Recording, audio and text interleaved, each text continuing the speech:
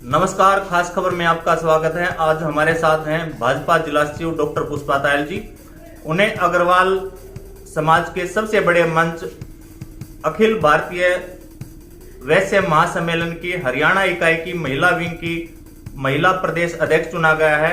आइए उनसे बात करते हैं कि वो महिलाओं के उत्थान के लिए समाज में किस तरह का काम करेंगे। जी नमस्कार।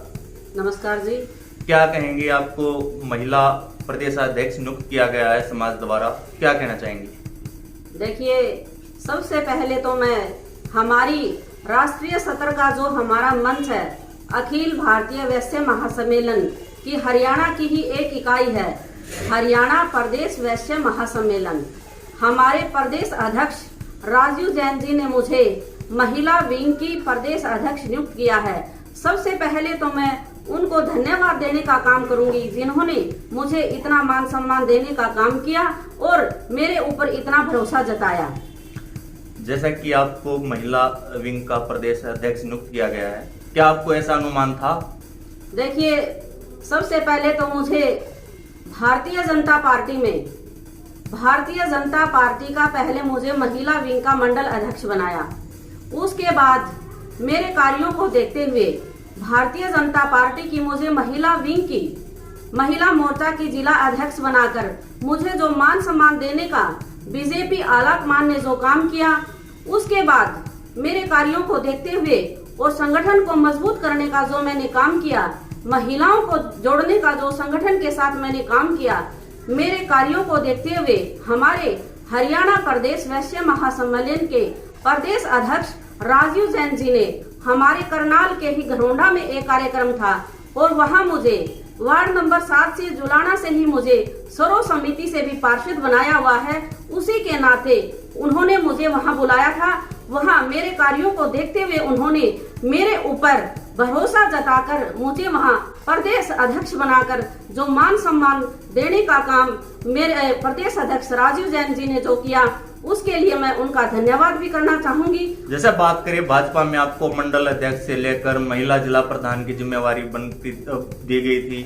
आपको यह नहीं लगता कि आपको भाजपा की प्रदेश कार्यकारिणी में भी एक कोई स्थान देना चाहिए?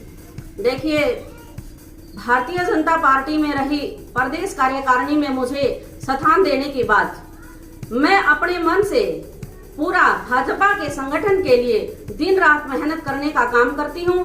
मेरे मन में किसी प्रकार की भी ये मनसा नहीं होती कि मुझे भाजपा की प्रदेश कार्यकारिणी में स्थान मिले या जिले की कार्यकारिणी में स्थान मिले।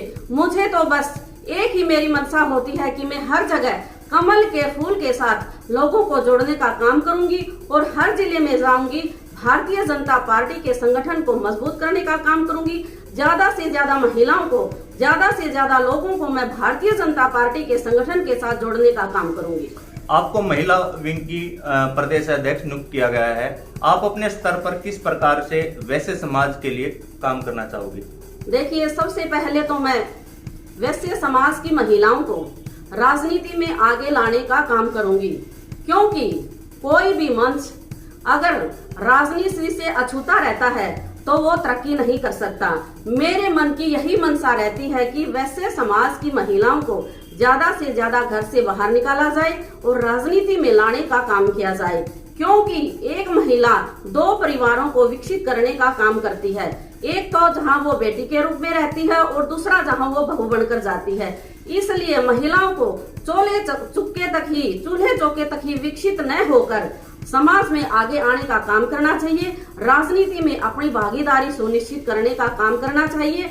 मैं हमारी वैश्य समाज की महिलाओं को ज्यादा से ज्यादा राजनीति में आगे आने के लिए और चुनाव को लड़ने के लिए, चाहे वो नगर पालिका का चुनाव है, चाहे वो नगर परिषद का चुनाव है, चाहे वो पंचायत का चुनाव है, चाहे वो विधानसभा का चुनाव है, क्योंकि संसद में भी महिलाएं बैठती हैं, विधानसभा में भी महिलाएं बैठती हैं। इसलिए वैश्य समाज की महिलाओं को भी अपनी भागीदारी सुनिश्चित करने का काम राजनीति में करना चाहिए। डॉक्टर साहब, जैसे बात करते प्रदेश ही नहीं बल्कि पूरे देश में अग्रवाल समाज की आर्थिक रूप से मजबूत करने की स्थिति है, तो ऐसे में व्यापारियों के साथ जो रोजाना लूटपाट की घटनाएं हो रही है, उन्हें आप कितना सही मानते हैं?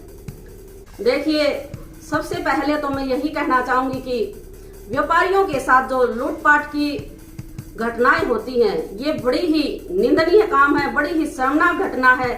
बड़ा ही घिनौना काम है, क्योंकि व्यापारी ही एक देश का अभिन्न अंग है। व्यापारियों के साथ लूटपाट जैसी जो घिनौनी हरकत होती है, जो शर्मनाक घटना होती है, ये बहुत ही दुखद घटना है। इस प्रकार की घटना व्यापारियों के साथ नहीं होनी चाहिए।